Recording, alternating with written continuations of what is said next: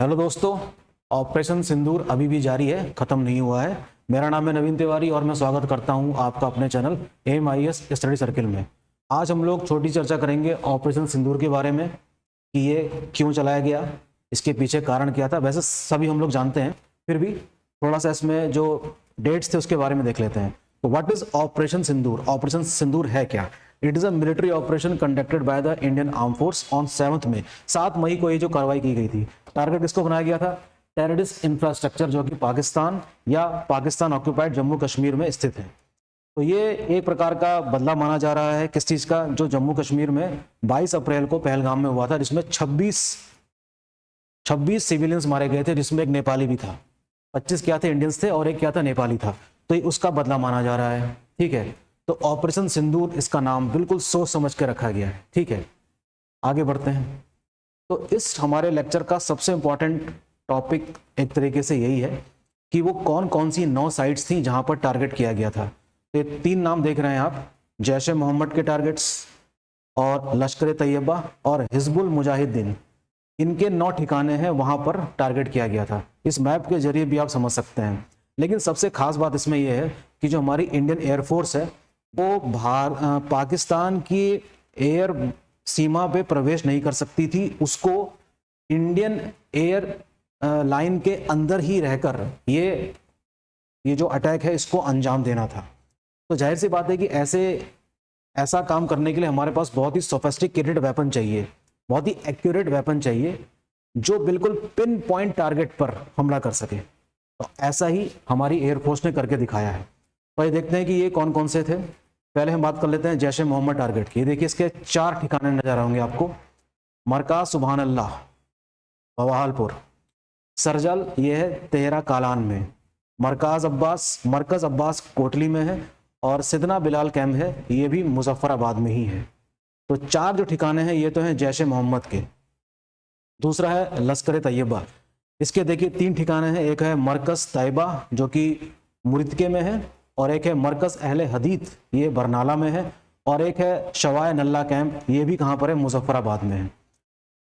तीसरा है आपका हिजबुल मुजाहिदीन टारगेट, इसके 2 ठिकाने हमले में जहां पर हमला किया गया वो है महमूना जोया जो कि सियालकोट में है, और एक है मस्कर राहिल शाहिद जो कि कोटली में है।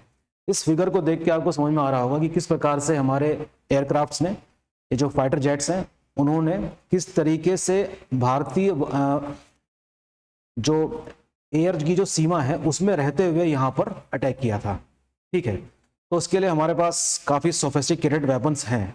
आइए देख लेते हैं वो कौन कौन से हैं। सबसे पहले तो इस खबर को देख लीजिए।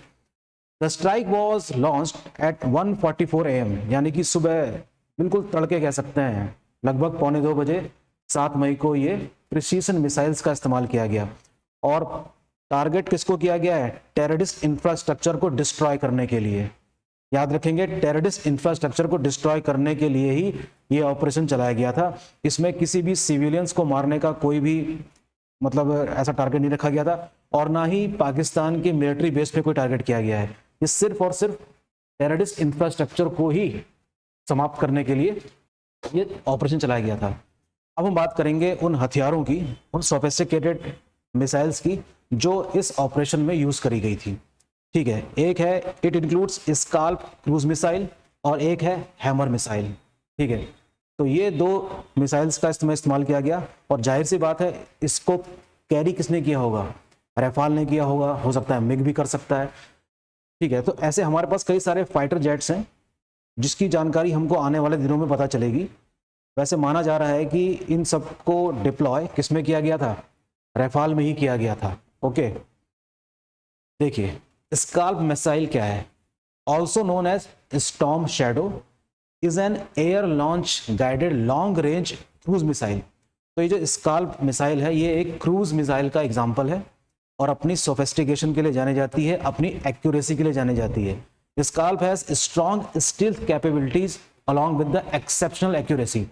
देखिए, जब आप किसी को, आपसे जब कोई कहता है कि जरा मुझे अपनी लोकेशन भेज देना, तो वो पिन पॉइंट लोकेशन नहीं होती है। लेकिन आर्मी के लिए या एयरफोर्स के लिए हमें किस चीज़ का इस्तेमाल करना पड़ता है? पिन पॉइंट का, क्योंकि वहीं पे टारगेट होना चाहिए। तो इसीलिए इस प्रकार की जो गाइडेड मिसाइल हैं वो अपनी किसके लिए जाने जाती हैं, एक्सेप्शनल एक्यूरेसी के लिए जाने जाती हैं। तो स्काल्प उन्हीं मिसाइल्स में से एक है जो कहर बनकर टूटती है किस पर, उन आतंकवादी के ठिकानों पर। ठीक है, आगे देखते हैं। ये देखिए तस्वीर रफाल एयरक्राफ्ट की है। आप अगर इसकी तस्वीर यहाँ देखते हैं तो इसमें कई सारी मिसाइल्स लगी हैं। स्काल्प देखिए stealthily deep strike cruise missile है और लगभग 1300 kg की है। इसी प्रकार से एक मिसाइल और है इसमें, इसका नाम है मेट्योर। इस प्रकार से माइका करके भी मिसाइल है, multi mission air to air missile है। लेकिन जो स्कैल्प मिसाइल है वो कैसी है, air to surface, surface to surface missile भी होती है, सरफेस टू एयर भी होती है, एयर टू एयर भी होती है और एयर टू सरफेस भी होती है। और इन सबको किस में डिप्लॉय किया जाता है, इस प्रकार के एयरक्राफ्ट में। तो ये एग्जाम्पल दिया गया है यहाँ पर रफाल का, जिसमें इस प्रकार के कई प्रकार की क्या है मिसाइल्स डिप्लॉय की जा सकती हैं। ओके, और इसमें बहुत डायरेक्ट टाइम लगता है, आधे घंटे के अंदर सारे ठिकाने नेस्तनाबूद कर दिए गए within the matter of time. Okay, दूसरी मिसाइल का नाम है हैमर मिसाइल। इसका फुल फॉर्म देख लेते हैं, highly agile modular munition extended range. It is what, it is a French all weather smart air to surface stand off weapon. ये भी कैसी मिसाइल है, एयर टू सरफेस, यानी कि हवा से सतह पर मार करने वाली मिसाइल है। देखिए फ्रांस में निर्मित है ये और भारतीय बेड़े में ये शामिल है। ठीक, तो इस प्रकार से मिसाइल दिखती है और काफी तहलका मचा सकती है, मचाया ही। तो ये रहा हमारा एक छोटा सा प्रेजेंटेशन ऑपरेशन सिंदूर के संबंध में। और जब तक कि मैं ये वीडियो रिकॉर्ड कर रहा हूँ इस समय भी ऑपरेशन सिंदूर किसी न किसी तरीके से जारी है।